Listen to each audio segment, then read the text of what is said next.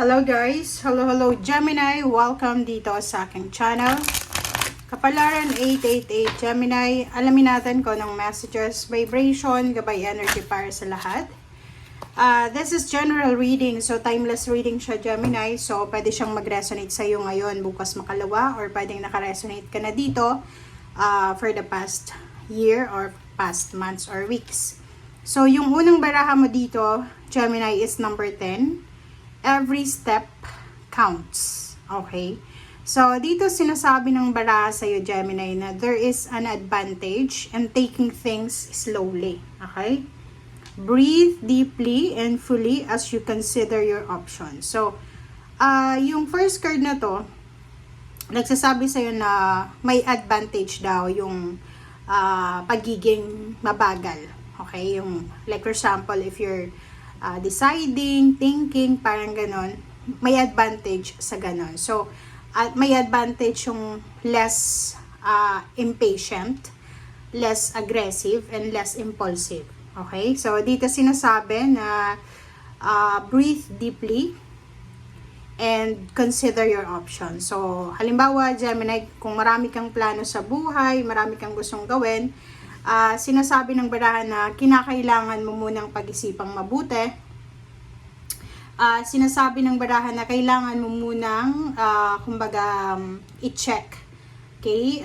Spend time analyzing. Pero hindi yung sobrang analyze na wala ka nang ginagawa, kundi nag-a-analyze ka ng situation.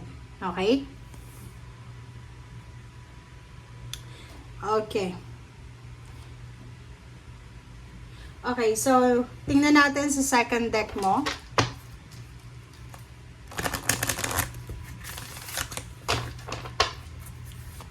Okay, Gemini. Okay, next card natin is first quarter moon in Gemini. So, it's your energy siya. So, sinasabi na speak your world into being. So, wag lang tayo puro dream, manifestation or anything. Kailangan din natin ng action. So, yun na nga, sinasabi ng baraha sa'yo dito na if ever lang makapag-desisyon ka na gawin yung mga plano mo sa buhay, kinakailangan mo na pag-isipang mabuti or kailangan mong iwasang maging aggressive and impulsive yung pagdedesisyon or kung ano man na action na gagawin mo.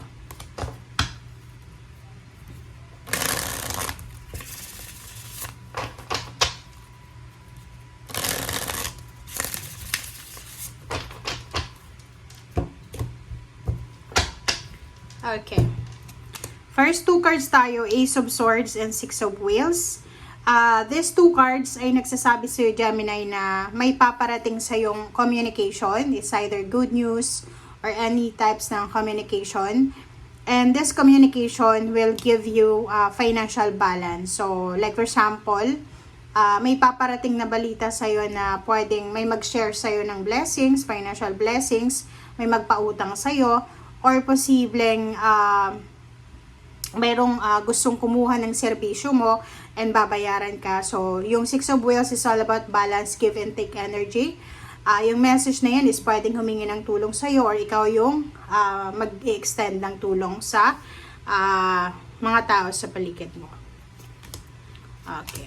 So, dito naman, these two cards ay kumbaga resonated siya sa two cards din na nauna.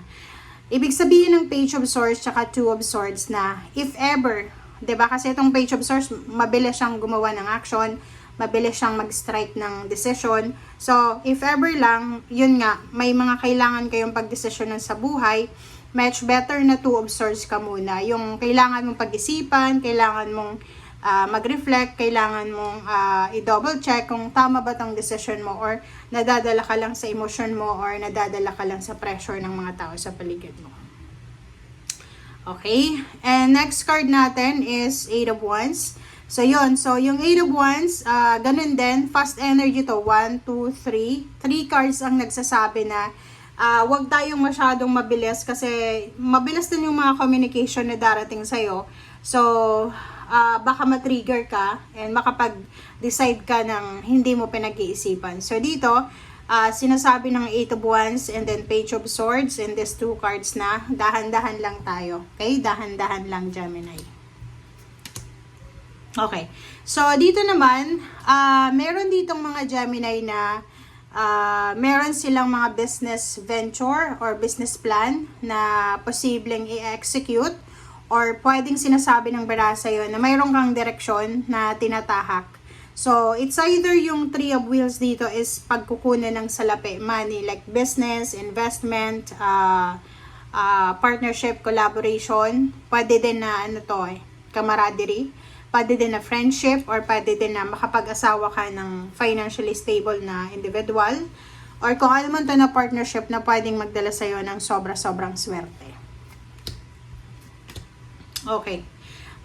Nakikita ko sa'yo dito, merong mga Gemini na siguro napaka-workaholic mo talaga. Okay, may mga Gemini na double time, triple time yung ginagawa. Sobrang workaholic. Siguro sa gabi nagtatrabaho pa, sa umaga nagtatrabaho pa. May mga sidelines, weekends, parang ganon. So, nakikita ko sa'yo dito yung King of Wheels. Ikaw to. Kasi yung Gemini, yung talagang pinapangarap nila sa buhay is luxurious life. So, dito sinasabi ng King of Wheels na hindi ka papayag hanggat hindi mo nararating tong King of Wheels. Yung King of Wheels, guys, is financially stable na individual. Yung wala na siyang problema, yung kahit natutulog siya, meron siyang income, parang ganon. And yung King of Wheels is financially stable talaga siya and secured. So, nakikita ko sa'yo dito, pagod ka na. Para sa pangarap mo tong financial stability. But, sinasabi ng bara sa'yo dito na if ever pagod ka, magpahinga ka. Okay? Magpahinga, take it slow, breathe in, breathe out, and after mong makapagpahinga, go ulit. So, parang ganun. So, dito naman sa Emperor, sinasabi ng bara sa'yo dito, merong mga Gemini talaga na gusto nilang maging powerful. Okay? In any stages ng buhay nila. Yung Gemini na to, sobrang gusto nila na magkaroon ng financial power or society o power sa society, parang ganun. So, sinasabi ng baraha, may mga possibilities sa inyo na ma-reclaim yung power na nawala sa inyo or pwedeng magkaroon ng pagkakataon ng universe na i-shower yung emperor sa'yo. So, pwedeng mabigyan ka ng pagkakataon para maging CEO ng iyong business, maging boss, maging general manager, supervisor, or pwedeng tumas yung posisyon mo sa trabaho, tumas yung posisyon mo sa society, diba? So, hindi imposible, okay? So, Two of Wands, dito sa Two of Wands is yung parang marami kang gustong mangyari sa buhay mo, pero ang dami-daming options and choices na parang hindi mo alam kung ano ba dito ang gusto ko. Okay, so thank you guys for watching, Gemini, and see you again. Bye!